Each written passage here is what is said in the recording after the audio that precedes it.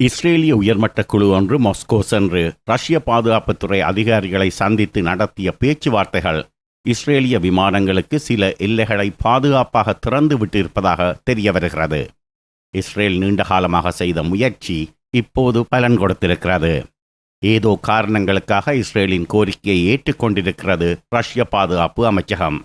ரஷ்யாவுக்கும் இஸ்ரேலுக்கும் இடையே ஏற்பட்டுள்ள ரகசிய டீல் பற்றிய விவரங்களை வெளியிட்டுள்ளது லெபனானிலிருந்து வெளியாகும் ஒரு ஊடகம்.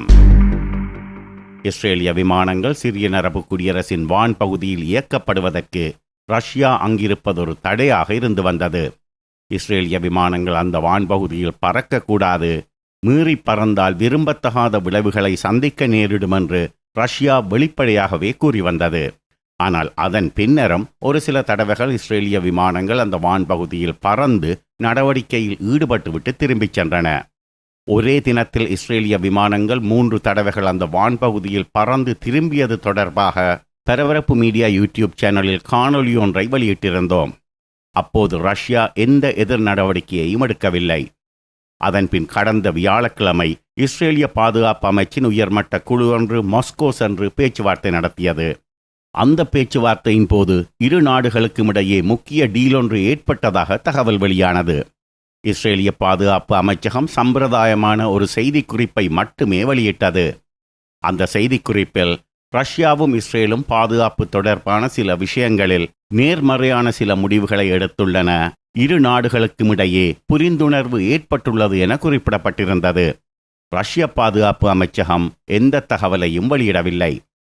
இஸ்ரேலிய பாதுகாப்பு அமைச்சின் செய்திக்குறிப்பிலிருந்து ஏதோ முக்கிய டீல் ரஷ்யாவுடன் ஏற்பட்டுள்ளது என்பது உறுதியானது. ஆனால் அந்த டீலில் என்ன விஷயங்கள் ஒப்புக்கொள்ளப்பட்டன என்ற விவரம் கடந்த வாரம் வெளியே தெரிய வரவில்லை. லெபனான் பெய்ரூட் நகரிலிருந்து வெளியாகும் அரபு மொழி பத்திரிகையான அல் ஜம்ஹௌரியா நேற்று புதன்கிழமை ஜனவரி 23 அந்த டீல் பற்றிய விவரங்களை வெளியிட்டுள்ளது. ரஷ்யாவிலிருந்து கசியவிடப்பட்ட பாதுகாப்பு அமைச்சின் உள்ளக மெமோவிலிருந்து இந்த விவரங்களை தெரிந்து கொண்டதாக கூறுகிறது அல் ஜம்ஹௌரியா. அந்த விவரங்களின்படி இஸ்ரேலிய விமானங்கள் சிரிய அரபு குடியரசின் வான் பகுதியில் இயக்கப்படுவதை ரஷ்யா கண்டுகொள்ளாமல் விட்டுவிடும். ஆனால் இஸ்ரேலிய விமானங்கள் அந்த வான் பகுதிக்குள் வருவது பற்றிய முழு விவரங்களையும் அங்குள்ள ரஷ்ய தளத்துக்கும் ரஷ்ய பாதுகாப்பு அமைச்சின் பிரதான இயங்கு மையத்துக்கும் முன்கூட்டியே தெரிவிக்க வேண்டும்.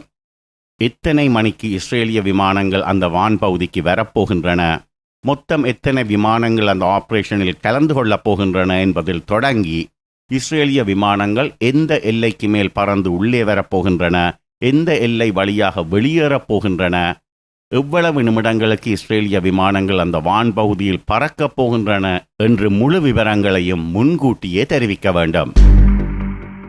முழு விவரங்களும் தெரிய வந்த பின் ரஷ்ய தளங்களில் உள்ள விமான கண்காணிப்பு சிஸ்டங்கள் இயக்கப்படாது.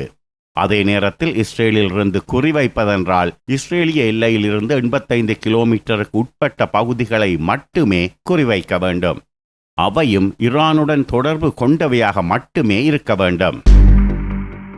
ரஷ்யாவுக்கும் இஸ்ரேலுக்கும் இடையே ஏற்பட்டுள்ள இந்த டீல் காரணமாக அந்த பகுதியின் விளையாட்டு விதிமுறைகளே முழுமையாக மாறுகின்றன. நாம் ஏற்கனவே குறிப்பிட்டது போல இஸ்ரேலிய விமானங்களுக்கு சில எல்லைகளை பாதுகாப்பாக திறந்து விட்டிருக்கிறது ரஷ்யா. இஸ்ரேலிய விமானங்கள் அந்த வான் பகுதியில் பறக்கும்போது ரஷ்யா எதுவும் செய்யாமல் கையை கட்டிக்கொண்டு வேடிக்கை பார்க்க போகிறது என்பது உண்மையாக இருந்தால் இஸ்ரேலிய விமானங்கள் லெபனானின் வான் பகுதியையோ மெடிட்ரேனியன் கடலுக்கு மேலுள்ள வான் பகுதியையோ பயன்படுத்தி உள்ளே வரலாம். உள்ளே வந்தபின் வடக்கே துருக்கி எல்லை வரைக்கும் கிழக்கே ஈராக்கிய எல்லை வரைக்கும் பறக்கலாம் பாதுகாப்பாக. ரஷ்யா இந்த டீலுக்கு ஒப்புக்கொண்டது இஸ்ரேலுக்கு நேரடி அனுகூலமானது என்பது உண்மைதான். ஆனால் ரஷ்யாவும் கண்டிப்பாக இதில் ஏதோ ஒரு கேட்ச் வைத்திருக்கும் என ஊகிக்கலாம். அந்த கேட்ச் என்ன என்பது இஸ்ரேலிய விமானங்கள் அந்த வான்பகுதியில் பறக்கும் போதுதான் தெரிய வரும்.